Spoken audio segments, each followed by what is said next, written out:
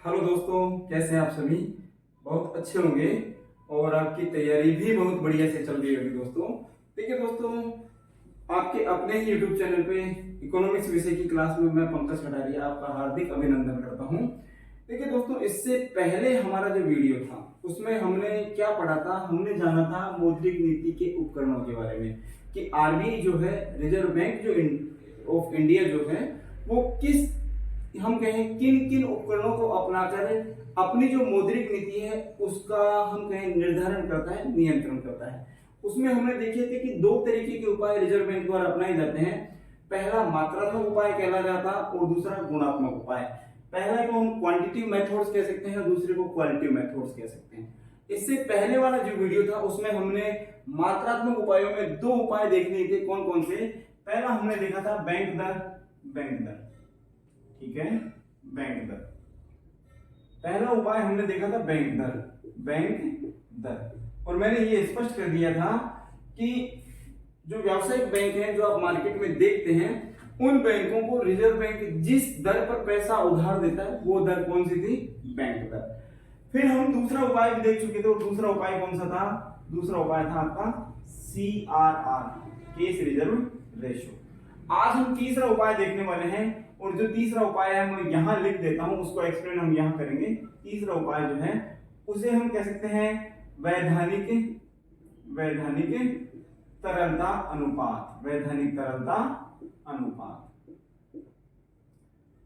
अनुपात। ओके, इसे हम कह सकते हैं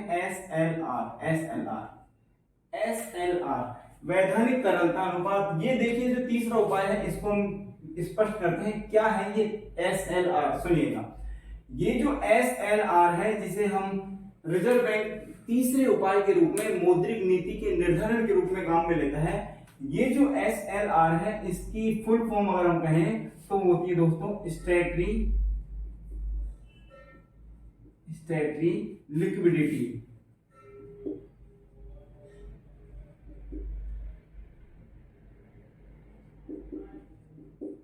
लिक्विडिटी रेशो, SLR रेशो।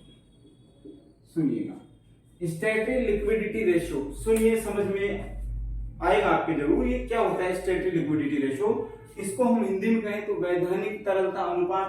ये वैधानिक तरलता अनुपात दोस्तों क्या होता है?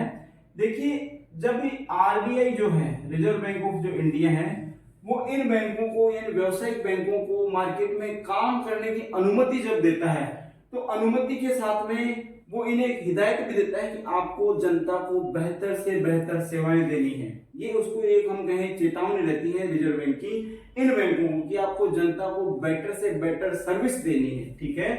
तो ये जो बेटर से बेटर सर्विस है ये व्यावसायिक बैंक कैसे दे पाएंगे? सुनिएगा, रिजर्व बैंक इन बैंकों को ये कहता है कि आप जनता से जो पैसा अर्जित कर रहे हैं, जनता आपके यहाँ जो पैसा जमा करवा रही है, उन जमाओं का 1%, उन जमाओं का यानी हम कह सकते हैं कुल जमाओं का 1%, एक निश्चित प्रतिशत। ध्यान दीजिएगा, बहुत महत्वपूर्ण, ये एक निश्चित प्रतिशत है। कुल जमाओं का एक निश्चित प्रतिशत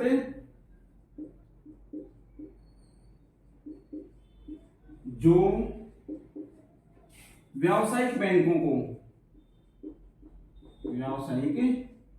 को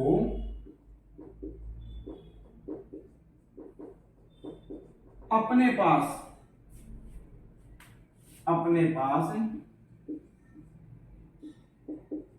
नकद रूप में जमा करके रखना होता है,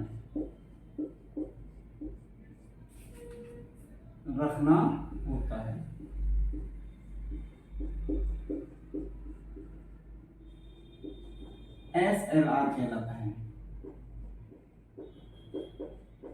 सुनिएगा इसको, हमने कहा जो रिजर्व बैंक है वो व्यापारिक बैंकों को ये निर्देशित करता है कि आप जनता से जितनी भी जमाएं प्राप्त कर रहे हैं उन जमाओं का एक निश्चित प्रतिशत आपको स्वयं के पास नकद रूप में रखना होगा। क्यों रखना होगा? ताकि मान लीजिए जो खाता धारक है यानी आप जो है अगर व्यावसायिक बैंक के पास अपना पैसा निकालने जाते हैं तो वो आपको आपका पैसा दे सके, आप अगर पैसा निकालने जा रहे हैं तो आपको वो आपका पैसा दे सके, इसलिए व्यावसायिक बैंकों को रिजर्व बैंक ये निर्देश देता है कि आपको जनता की जो जमाएं हैं उसमें से कुछ पैसा अपने पास नगद रूप में रखना होगा। ऐसा नहीं कि आप सारा का सारा पैसा ही जनता को उधार के रूप में, ऋण के रूप में, लोन के रूप में देते हैं। अब क्या किया जाता है कि जब रिजर्व बैंक को लगता है कि मार्केट में क्या है, मुद्रास्फीति है। कौन सी अवस्था? मुद्रास्फीति। तो रिजर्व बैंक देखिए मुद्रास्फीति की अवस्था में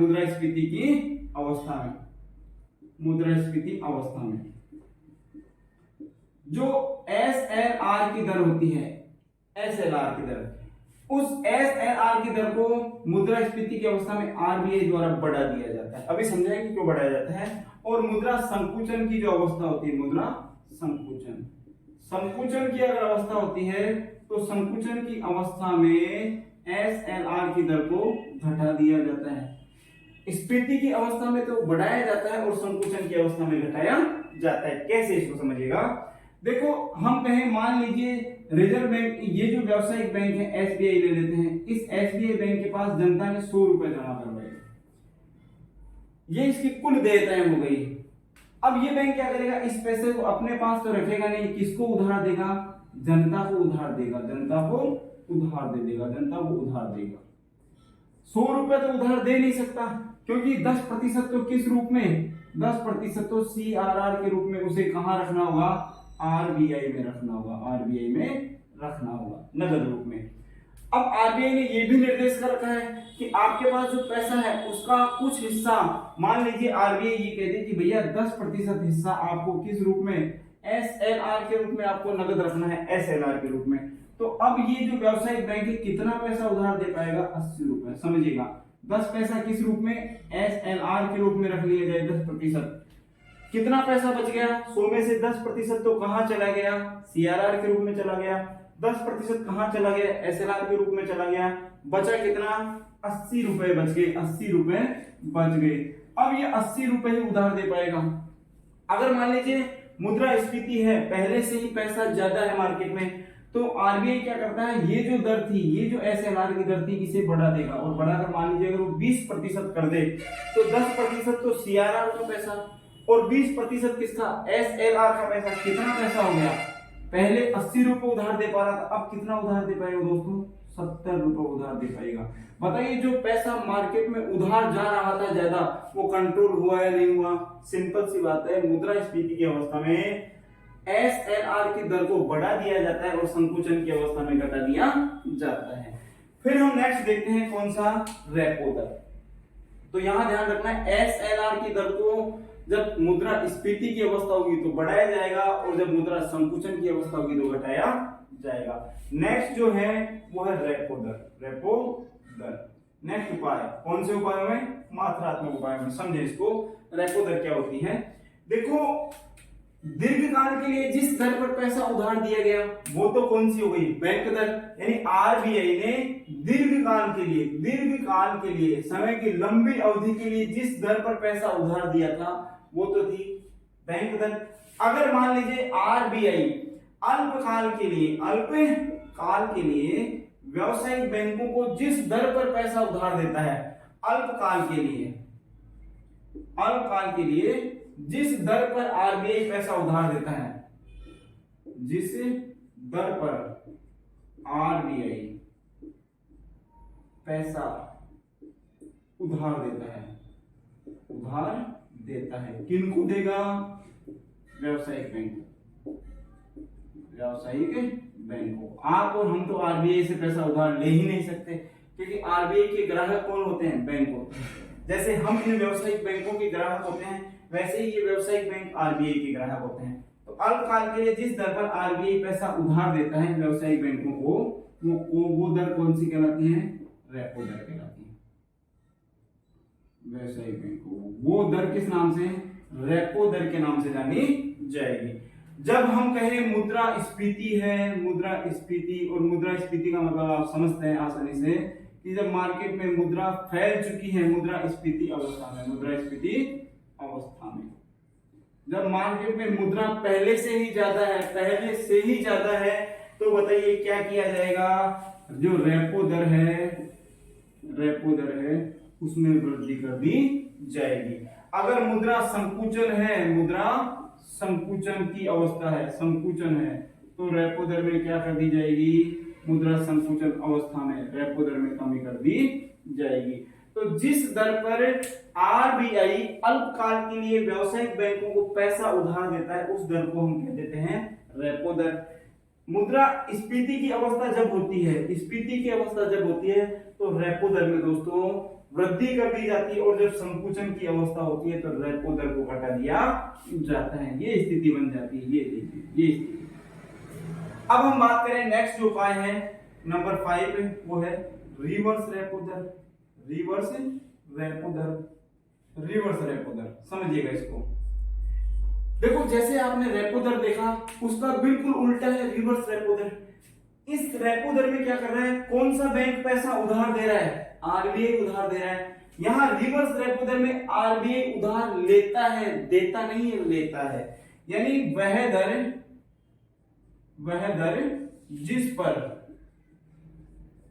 पर आरबीआई अल्पकाल के लिए व्यावसायिक बैंकों से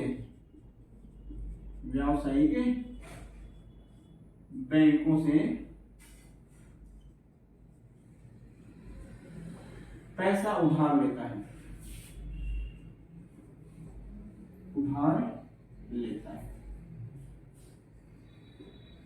समझिएगा। देखो रिवर्स है यानी उल्टी दर है, वापस से जा रही है गाड़ी, पहले आगे जा रही थी अब वापस आ रही है। रिवर्स रेपो दर वह दर होती है जिस पर आरबीआई अल्पकाल के लिए व्यावसायिक बैंकों से पैसा उधार लेता है। आरबीआई जरूरी नहीं है पैसा हमेशा देगा ही देगा, कभी कई बार वह बैंकों से उधार भी ले लेता है। और उधार लेने का कारण क्या होता है? मार्केट में मुद्रास्फीति को नियंत्रित करना एक कारण होता है। समझने का प्रयास कीजिएगा इसको। हम यहाँ इसको एक्सप्लेन कर लेते हैं।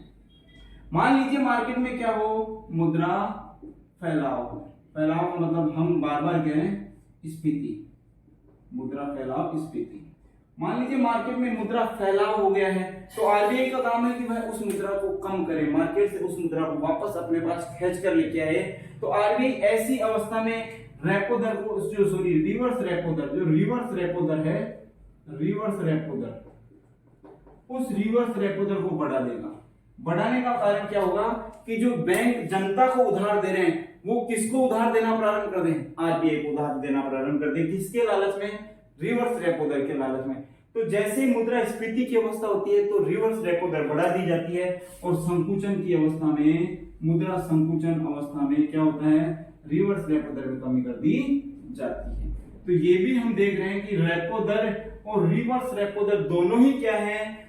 हम ये कह सकते हैं कि मात्रात्मक उपायों में प्रमुख उपाय है। ठीक है। और लास्ट जो उपाय आता है दोस्तों, उसकी हम चर्चा कर लेते हैं। नंबर 6 जो उपाय है बहुत इंपॉर्टेंट है, ओपन मार्केट एक्टिविटीज। हम कह सकते हैं खुले बाजार की क्रियाएं, खुले बाजार की क्रियाएं, खुले बाजार की क्रियाएं, समझिएगा इसको, खुले बाजार की क्रियाएं। देखिए ये खुले बाजार की क्रियाएं क्या होती हैं, इसको थोड़ा आपको जानना बहुत जरूरी है। ये खुले बाजार की क्रियाएं ऐसी क्रियाएं होती हैं दोस्तों, जब ये जो उपाय हैं, ये जो उपाय आपने देखे, ये उपाय जब फेल हो जाते हैं, ये उपाय कौन से? हम ये कहें जो उपाय मात्रात्मक उपायों में हमने पहले काम में लिए, जैसे बैंक दर है, सीआरआर है, एसएलआर की दर है, रेपो दर है, रिवर्स रेपो दर है। आरबीआई ने सारे उपाय अपना के देख लिए, परंतु वह मार्केट में मुद्रा की मात्रा को नियंत्रित नहीं कर पाया। तो उसके बाद में आरबीआई के पास आखिरी, हम कह सकते हैं अस्त्र के रूप में, आखिरी उपाय के रूप में जो उपाय बचता है वो है खुले बाजार की क्रियाएं। अब इन खुले बाजार की क्रियाओं में होता क्या है, समझिएगा इसको। देखिए आरबीआई जो है दोस्तों, आरबीआई जो है, इस आरबीआई के पास सरकार की संपत्तियां होती हैं, सरकार की संपत्ति होती है। ठीक है। तो आरबीआई अब ओपन रूप से मार्केट में उतर जाता है। आरबीआई कहां उतर जाएगा? ओपन मार्केट में उतर जाएगा, ओपन मार्केट में, ओपन मार्केट में यानी खुले बाजार में उतर जाएगा अब आरबीआई। और आरबीआई क्या करता है? सरकार की जो संपत्तियां हैं, सरकार की संपत्तियां, सरकारी संपत्तियां, उनका कभी मुद्रा की मात्रा को नियंत्रित करने के लिए कभी विक्रय करेगा तो कभी क्रय करेगा, यानी कभी खरीदेगा तो कभी बेचना प्रारंभ करेगा। सुनिए कैसे। हम कहें जब आरबीआई ओपन मार्केट में उतर जाएगा, खुले बाजार में आरबीआई उतर जाएगा, और मान लीजिए मार्केट में अवस्था है मुद्रास्फीति की अवस्था। कौन सी? मुद्रास्फीति अवस्था, मुद्रास्फीति अवस्था। और आप सभी जानते हैं मुद्रास्फीति अवस्था में होता क्या है? हम ये कह सकते हैं मुद्रास्फीति अवस्था में मुद्रा फैल चुकी होती है, मुद्रा की मात्रा मार्केट में ज्यादा हो चुकी होती है। तो मुद्रास्फीति की अवस्था में ये जो संपत्तियां हैं, संपत्तियां, सरकार की जो संपत्तियां हैं आरबीआई के पास, आरबीआई उन संपत्तियों को मार्केट में बताइए क्या करना प्रारंभ कर देगा? बेचना प्रारंभ कर देगा। मुद्रास्फीति की अवस्था में संपत्तियां विक्रय की जाती हैं, विक्रय की जाती हैं, विक्रय, विक्रय यानी बेची जाती हैं, बेची जाती हैं। किस अवस्था में? हम कह सकते हैं मुद्रा प्रसार की अवस्था में संपत्तियां विक्रय की जाती हैं। क्यों की जाती हैं इसको भी समझिए।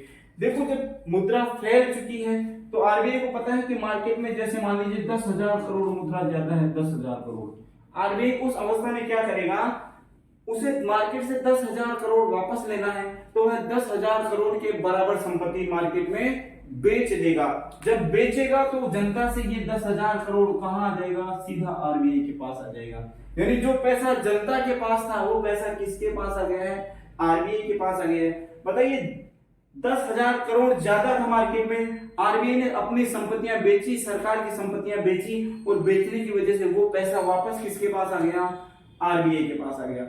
जब भी संपत्ति बेची जाएगी तो किसके बदले? पैसे के बदले बेची जाएगी ना, ये तो आप समझते हैं सारे। तो संपत्तियां बेचकर आरबीआई ने क्या किया? वो पैसा जो जनता के पास ज्यादा था उस पैसे को वापस से अपने पास मंगा लिया। अगर हम कहें अवस्था कैसी हो? मुद्रा संकुचन की। कैसी हो? मुद्रा संकुचन। मुद्रा संकुचन की अवस्था हो दोस्तों, सुनिएगा इसको।